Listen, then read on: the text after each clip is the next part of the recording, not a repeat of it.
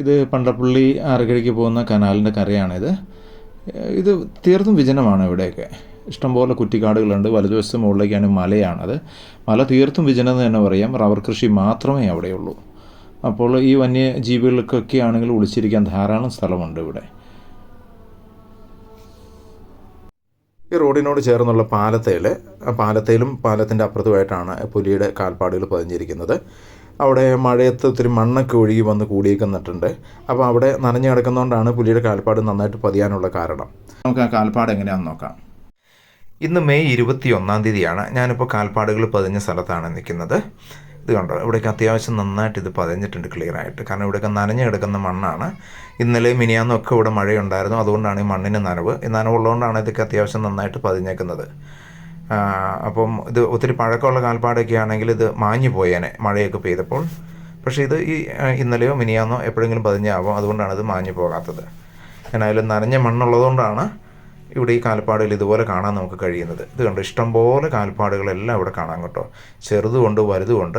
ഇതെല്ലാം പുലി വർഗത്തിൽപ്പെട്ട ജീവിയുടേതാണെന്ന് നിർബന്ധമൊന്നുമില്ല. ചെറുതുണ്ട്, അത് ചിലപ്പോൾ പട്ടിയുടെയൊക്കെ ആയിരിക്കാം.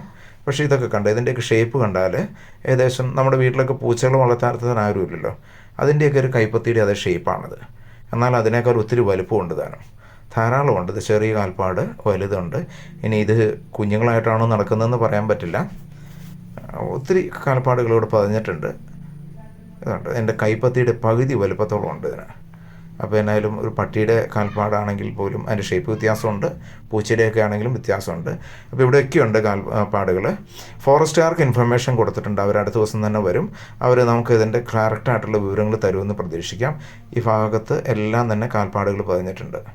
ഇന്നലെ 23-ാം തീയതി പഞ്ചായത്ത് അധികാരികളും ഫോറസ്റ്റ് ഉദ്യോഗസ്ഥരും കാൽപ്പാട് പതിഞ്ഞ സ്ഥലത്തെത്തി പരിശോധന നടത്തുകയുണ്ടായി.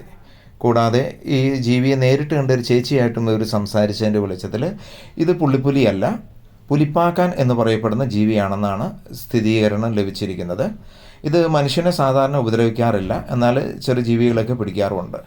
അപ്പോൾ ഇത്രയും ദിവസം നമ്മളെ ആകാംക്ഷയുടെ മുൾമുനയിൽ നിർത്തിയ ജീവി പുള്ളിപ്പുലിയല്ല, പുലിപ്പാക്കാൻ എന്നാണ് ഫോറസ്റ്റുകാരുടെ വിശദീകരണം കിട്ടിയിരിക്കുന്നത്. അടുത്ത വീഡിയോയിൽ വീണ്ടും കാണാം. എല്ലാവർക്കും വളരെ നന്ദി. താങ്ക്